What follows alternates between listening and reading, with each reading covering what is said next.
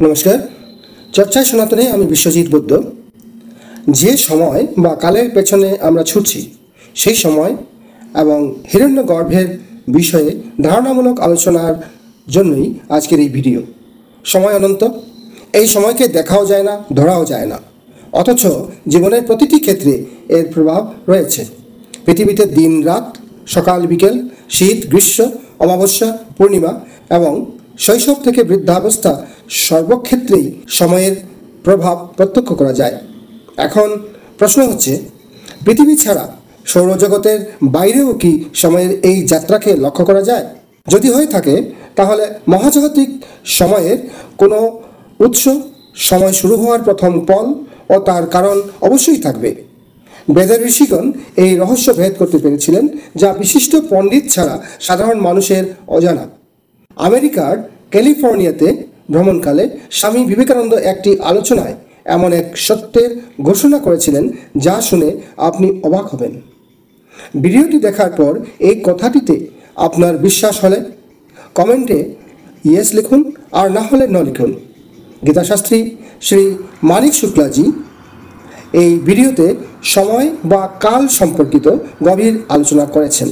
Skip না করে সম্পূর্ণ ভিডিওটি দেখলে হিরণ্যগর্ভ আসলে কি তা অতি সহজে বোঝা যাবে। ভিডিওটি ভালো লাগলে একটি লাইক দিয়ে যাবেন এবং যারা বেদকে ভালোবাসেন তাদের কাছে ভিডিওটি পৌঁছে দিতে বেশি করে শেয়ার করুন। চ্যানেলে নতুন হলে সাবস্ক্রাইব করে ঘন্টি বাজিয়ে রাখুন। আসুন এবার বিষয়টি জানা যাক। সময়ের যে বিশাল পরিমাপ, সময়টা শুরু হয়েছে করে থেকে। সময় আসলে কি জিনিস? সময় বলে কোনো কিছু আছে? সময় কি বাস্তবিক কিছু? বাস্তবিক তো কিছুই নেই সময়ের। সময় বলে সময়ের মাপ কখন হচ্ছে? কিভাবে মাপতেছি? দিন আর রাত হচ্ছে, অন্ধকার হচ্ছে, পরিষ্কার হচ্ছে, তাই সময়ের মাপ মাপতেছি। যদি আমি এই সৌরমণ্ডলের বাইরে চলে যাই তখন তো দিন রাত নেই, তো সময় মাপবো কি দিয়ে? সময় তখনই মাপা সম্ভব যখন একটার সাথে আটটার তুলনা করার কিছু থাকে। যেখানে তুলনা করার কিছু নেই সেখানে সময় নেই। এখন যখন পৃথিবীর একটা সময় রয়েছে, তিনি যে বিশাল ব্রহ্মাণ্ড দেখতেছি আমরা, লক্ষ লক্ষ কোটি কোটি তারকারাজি, তাদের কি সময় নেই? আছে তো, তারা আছে যখন, তাহলে সেখানেও সময় আছে। সেই সময়ের মাপ আমাদের ঋষিগণ আবিষ্কার করেছেন। যদি আবিষ্কার না করতে পারতেন তারা, পৃথিবীতে গ্রহ, সূর্যের উপরে পৃথিবীর ছায়া কিভাবে পড়ে, ঘুরতে ঘুরতে ঘুরতে ঘুরতে একটা নির্দিষ্ট সময়ের অন্তরালে প্রক্রিয়াটা ঘটে যায়।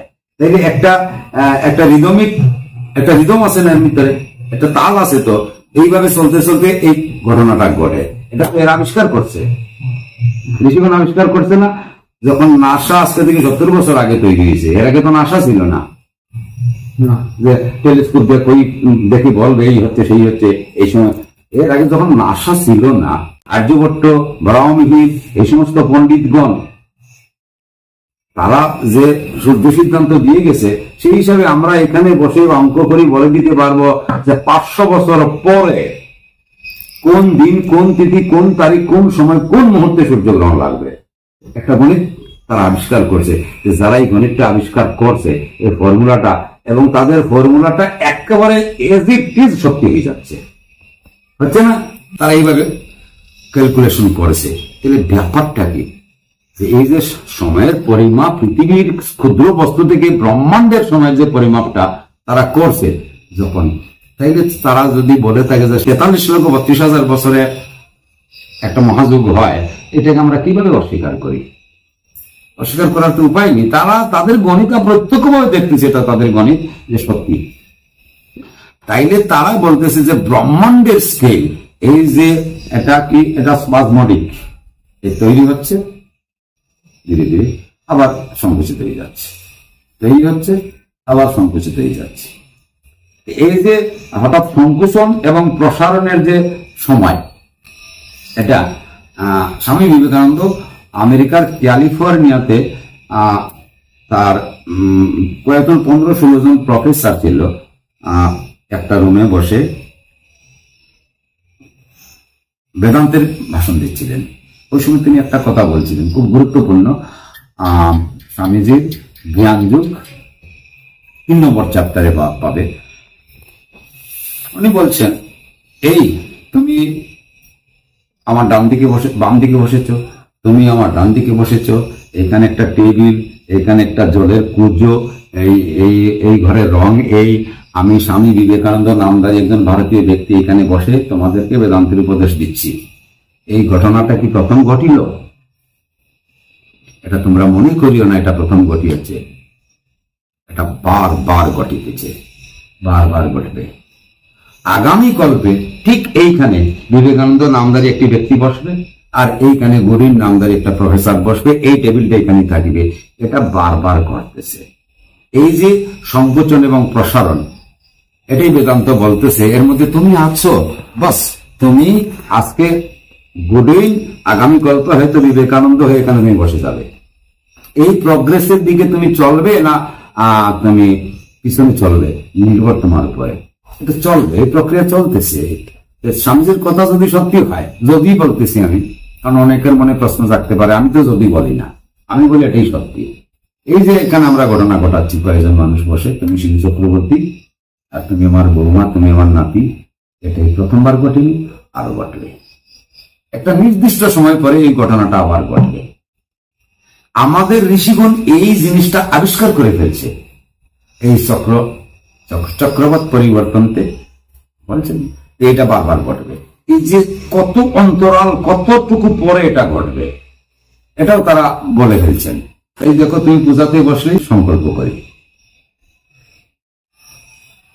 সংকল্পতে কি বলি? প্রথমে ক্যালেন্ডারটা বলি। 157,84,76,000 বছরের টাইম টেবিল। প্রত্যেকটি বস্তু সংকুচিত হয়েছিল, প্রসারিত হয়েছে, আবার ওইখান থেকে শুরু করবে। আর এই যে টাইম মানে কি? ঘটনা থেকে ঘটনান্তরের যে ব্যাক, আর তো কিছু না। এর মধ্যে মনে করে একটা চিপ আছে, চিপের মধ্যে 4 GB চিপ, চিপের মধ্যে প্রায় 1000 খানেক গান আছে, বা একটা ফিল্ম আছে 2.5 ঘন্টার, এর মধ্যে বন্ধ আছে, কোনো টাইম নেই। তুমি এটা চালু করলে ফিল্মটা শুরু হইলো, টাইম শুরু হয়ে গেল, হইল না? টাইমটা শুরু হইলো, মানে ঘটনা শুরু, টাইম শুরু, ঘটনা বন্ধ, টাইম নেই। তুমি 2.5 ঘন্টার ফিল্ম তুমি যে চালু করবে, ফিল্ম শুরু হয়ে গেল। তখন একটা একটা করে সিন আসবে, ঘটনা করতে থাকবে, সুখ দুঃখ, হাসি কান্না, মারামারি, কাটাকাটি, চলতে চলতে চলতে চলতে 2.5 ঘন্টা পরে ফিল্ম শেষ হইল। মানে এই 2.5 ঘন্টার মধ্যে বন্দী হয়ে বসে দিছে। এইভাবে ওই একেবারে একটা বিন্দুতে টাইম, স্পেস, সৃষ্টিকর্তা, আমি, তুমি, জগৎ, দৃশ্য, অদৃশ্য, ব্যক্ত, অব্যক্ত, যা কিছু আছে সব কোন না এক বিন্দুর মধ্যে সমাহিত আছে। আর ওই বিন্দুই পরম ব্রহ্ম। ওই বিন্দু থেকে সবকিছু বিস্কুটের পর থেকে সব হচ্ছে, ব্রহ্মাণ্ডের বিস্কুট হচ্ছে। এরা বলতেছে কি বিগ ব্যাং, গত পরশুদিন শিখছে বিগ ব্যাং। আমরা বেদে পুরাণে বলতেছি হিরণ্যগর্ভ, হিরণ্যগর্ভ সমবর্ততাগ্রে কস্मै দেবায় হবিষা বিধেম। এই যে হিরণ্যগর্ভ, সেই হিরণ্যগর্ভের বিস্কুট হয়েছে। এই চোখ দিয়ে সেই হিরণ্যগর্ভকে বোঝা যায় না, এই কান দিয়ে হিরণ্যগর্ভকে শোনা যায় না, এই ইন্দ্রিয়গণ, এই যে জ্ঞান ইন্দ্রিয়, এই হিরণ্যগর্ভকে উপলব্ধি করতে পারে না। না সেখানে সূর্যের আলো প্রবেশ করতে পারে, মন, বুদ্ধি, চিত্ত, অহংকার জ্ঞানের দ্বারা প্রবেশ করার পরেও সেখানে পৌঁছিতে পারে না, ফিরে আসে। সেখানে কে যেতে পারে? তোমার কাছে যা যা আছে সব ত্যাগ করে দাও, তারপরে যা থাকবে সে যেতে পারবে। এই হলো বেদান্তের সাধনা, যোগের সাধনা, যে কোনো সাধনা।